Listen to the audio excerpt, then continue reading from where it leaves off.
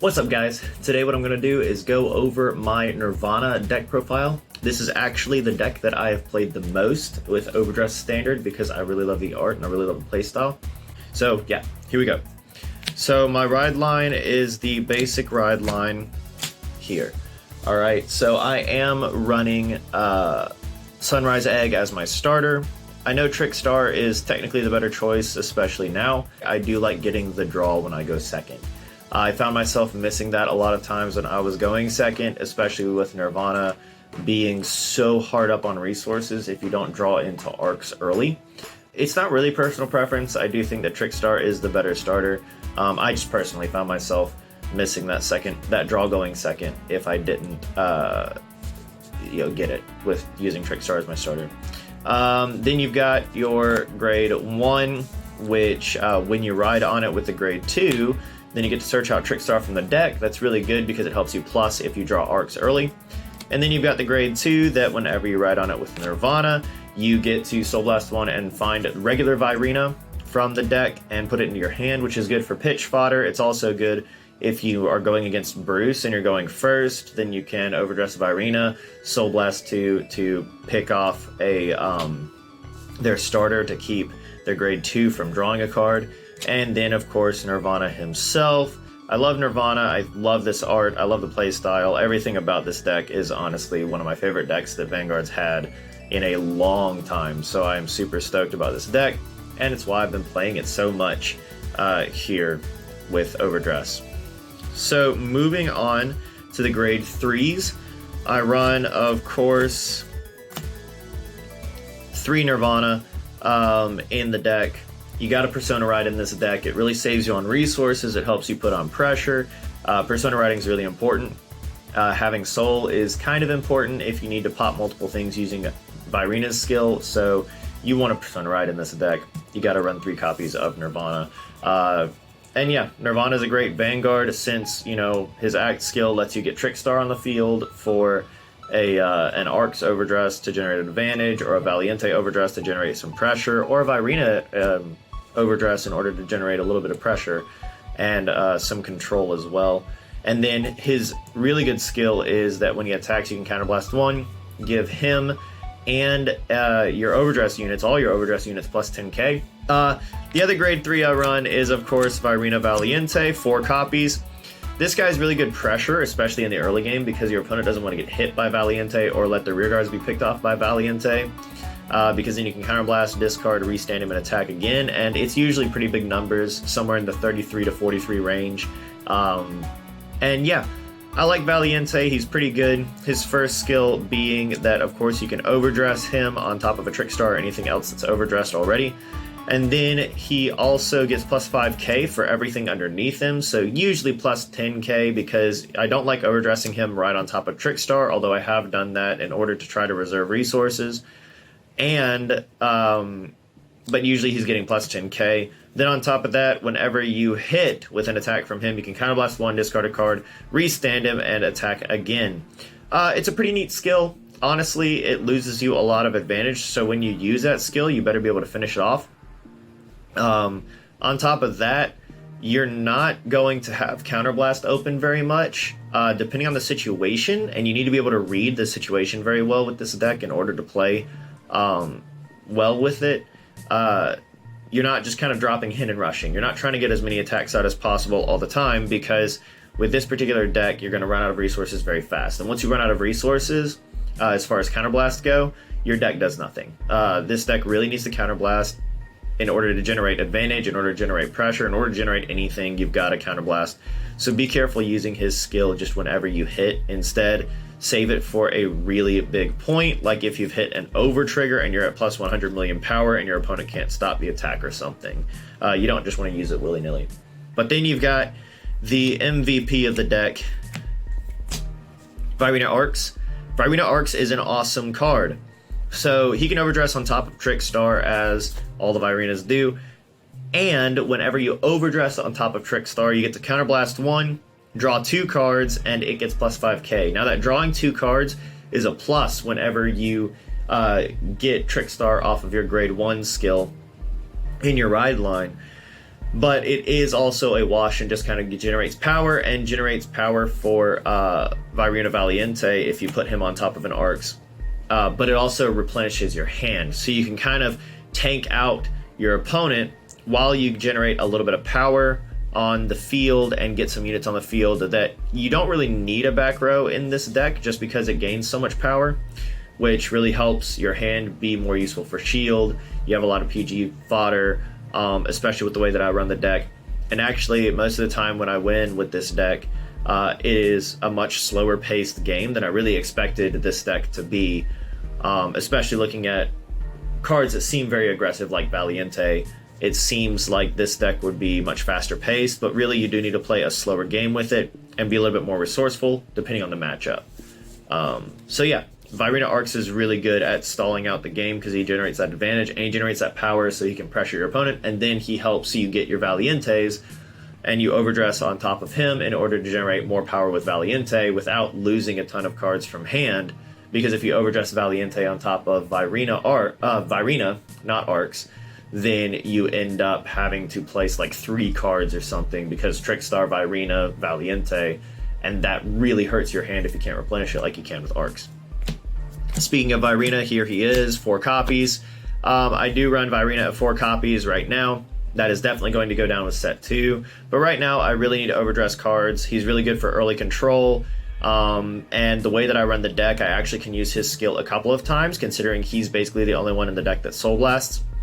So I do enjoy this card. It is useful. It generates a lot of pressure on its own, considering that with it Nirvana's skill, its own skill, and its base power, it swings for 30k whenever you are overdressed with it. So it overdresses on Trickstar, and when you attack a Vanguard, it gets plus 10k, and then you can Soul Blast 2 and retire one of your opponent's units. That plus 10k isn't dependent on the Soul Blast 2, so no matter what, you get that plus 10k. So yeah, he swings for like 30k, 40k, depending on whether you Persona Road and still use Nirvana's skill or not. You can finish off games pretty well with him, or at least apply quite a bit of pressure just because of that extra 10k. It makes it a little bit harder for the opponent to guard, and on top of that, with Nirvana's skill and everything, yeah, you're pulling cards out of your opponent's hand, or they have to risk getting hit and taking damage. And even if they damage trigger, it's not really going to save them from Virena because he gets so big.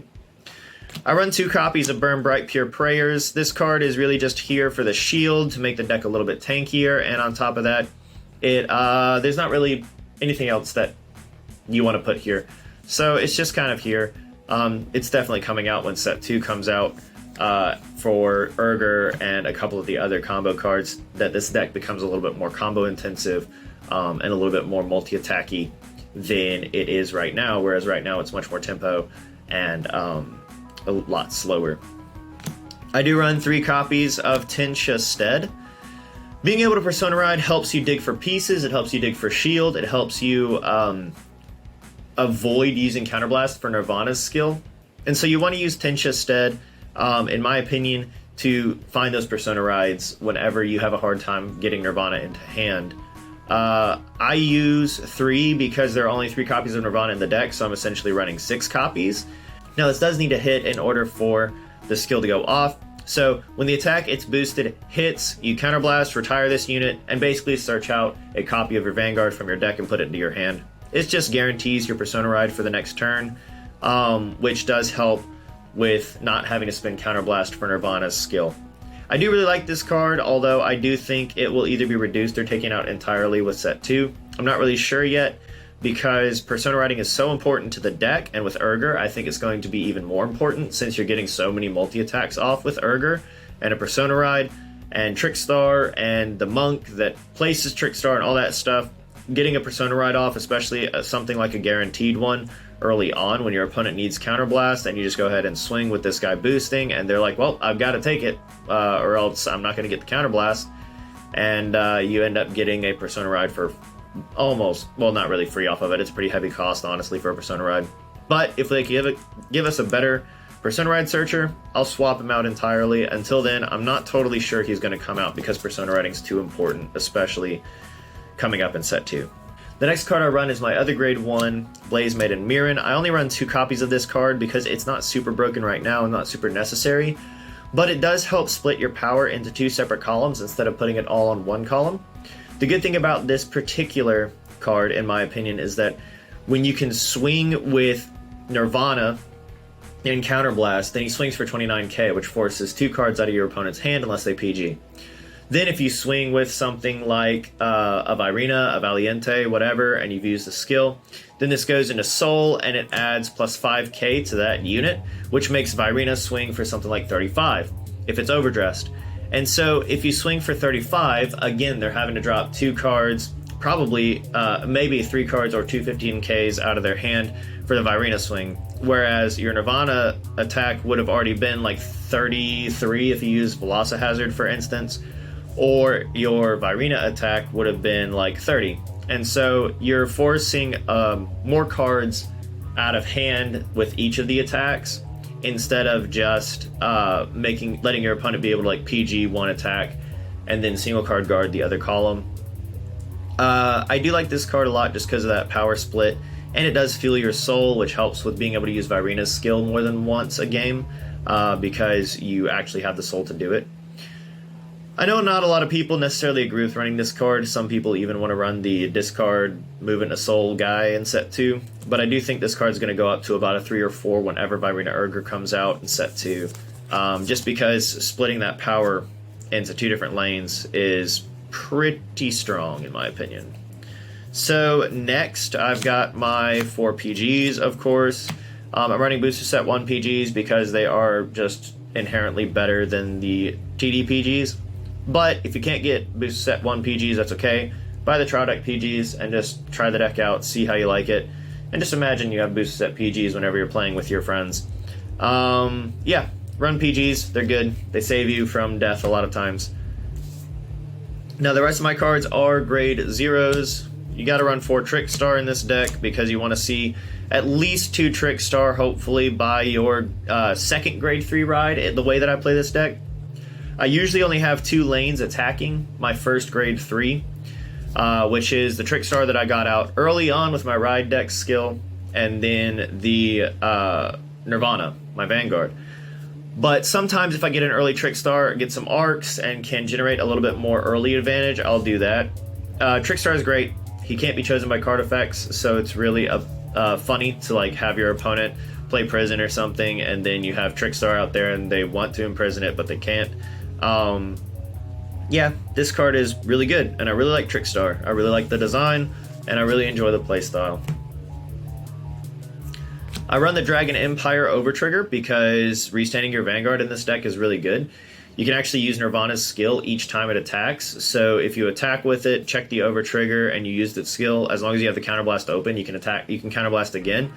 You can give the plus 100 million power to a Valiente or something, just to give it a lot more pressure, and then start stacking power onto the other column in order to make that have more pressure as well. On top of that, it generates a little bit of extra advantage because you're getting 2 extra drive checks for free, but I do really enjoy the Dragon Empire Overtrigger in this deck.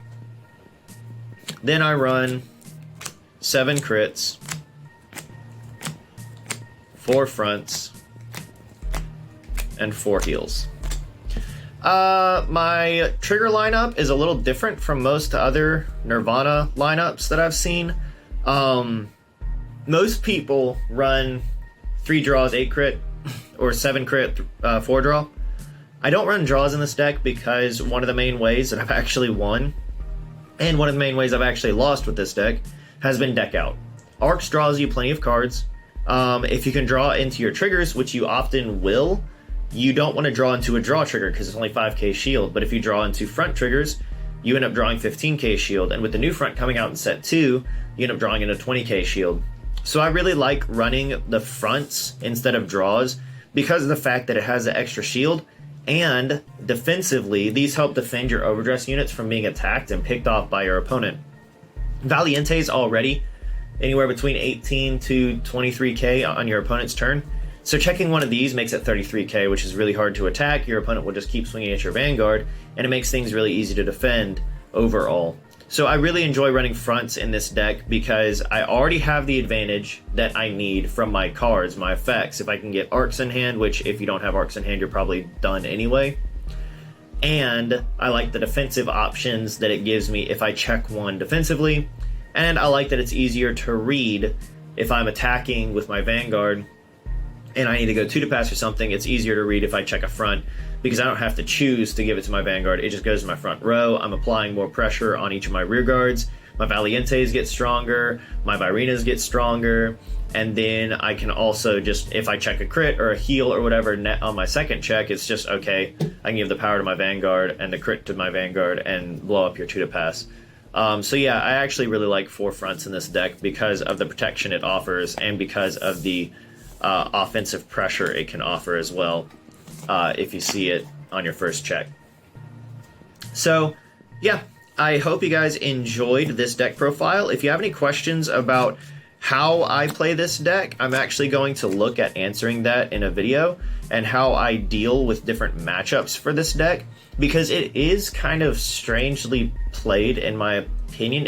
It's not obviously difficult to play, and it honestly isn't super difficult to play. The hard thing about this deck is that it's managing your resources, and that's basically what the deck wants to do, is manage your resources, know when to apply pressure, and understand the matchup you're going into so that you can apply that pressure well, and so that you're not just blowing your counterblast on random attacks, and that you can control the tempo of the game, control what your opponent's doing at any given time, as well as what you're doing. I hope you guys enjoyed this deck profile. I'll post a video of how I play against different matchups and stuff soon. And let me know what else you would like to see on this channel. I'm thinking about covering some different fun topics, and have some other different video ideas that will be coming out later. I really appreciate your support, and I'll see you guys next time.